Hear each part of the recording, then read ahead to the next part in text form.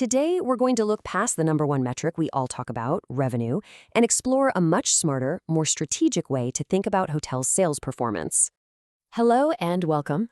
As someone who works with AI-powered analytics in the hotel space every day, I've seen firsthand what separates the good from the truly great, and it's all about how they use data. I am so pleased to welcome all of you, the students of Europe Hotel School, to this online learning journey. We're really looking forward to helping you grow as professionals in this amazing industry. So here's our game plan. First, we'll challenge that old focus on just the bottom line. Then, we'll break down the two pillars of top performance, effectiveness and efficiency. After that, we'll get into the tools you need for real analysis. And finally, we'll pull it all together by talking about how to build a culture that's all about growth. All right, let's get right into it. It's so easy to just fixate on how much money we brought in. But the really great leaders, they ask the deeper questions, like how did we make that money? And why did our plan actually work? Think about it for a second. Let's say your hotel hits its quarterly revenue target. Is that it? Is that an automatic win? Well, the simple answer is no. As a leader, you've got to dig deeper than just that one number. And here's the crucial point. Revenue is a result. It's obviously super important, but it's what we call a lagging indicator. It tells you if you reach the finish line, but it tells you nothing about how you ran the race, how much energy you spent, or, and this is the big one, if you can do it again next quarter. This brings us to our first really big idea, effectiveness. This is all about looking at the quality and the strategic thinking behind your sales efforts. So, this is really the core of our whole conversation, and it's built on these two powerful ideas. Effectiveness asks the question, are we doing the right things? Are we chasing the right goals? Efficiency, on the other hand, asks, are we doing things right? Are we using our resources in the smartest way possible? You absolutely need both to win. So, when we talk about effectiveness, we're talking about the ability to actually get the results you wanted. It means your team's activities aren't just random busy work, they are perfectly in sync with the hotel's main strategy, and they're delivering results that actually matter. So what does that look like in the real world? Well, it's not just about closing any deal. It's about closing the right ones. It means your team is fantastic at turning real, qualified leads into happy customers. It means they're laser-focused on the most profitable groups, and they know exactly how to communicate what makes your hotel special. But doing the right things, that's really only half the story, which brings us to the other side of the coin, efficiency. You also have to do those things in the right way. Sales efficiency is all about optimizing your resources. I mean, think about it. Your team's time, your marketing budget, your staff. These are precious. Efficiency measures how good you are at turning those resources into revenue. That's what makes success not just profitable, but also scalable for the long haul. So this brings us to the ultimate goal. You've got to find that strategic balance. If you only chase efficiency, you'll start cutting corners and quality will suffer.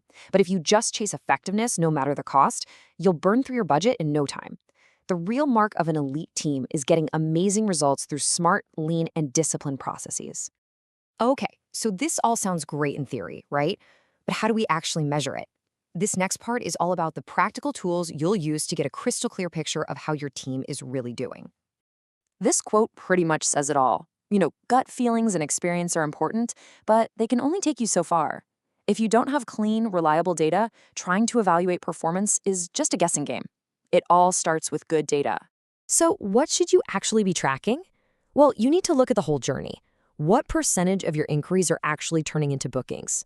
How long does that whole process take from first call to final signature? Is your pipeline for future business looking healthy? And are you keeping your best customers coming back? These are the numbers that tell the real story. Now, just collecting data isn't enough. I mean, a 15% conversion rate, is that good? Is it bad? Who knows? A number by itself is just noise. This is where benchmarks are so powerful. They give you the context you need to turn a number into a real, actionable insight. Take a look at this. That same 15% conversion rate suddenly means something when you put it next to other numbers. Okay, so now we can see we're doing better than the industry average. That's great, but we're still falling short of our own brand's target. See? In an instant, you've gone from a random number to a real data-driven conversation with your team. That's the power of a benchmark.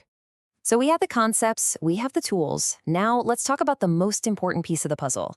Using all of this to build a culture where people want to improve, instead of a culture where they're afraid of being judged. The way you approach evaluation changes everything.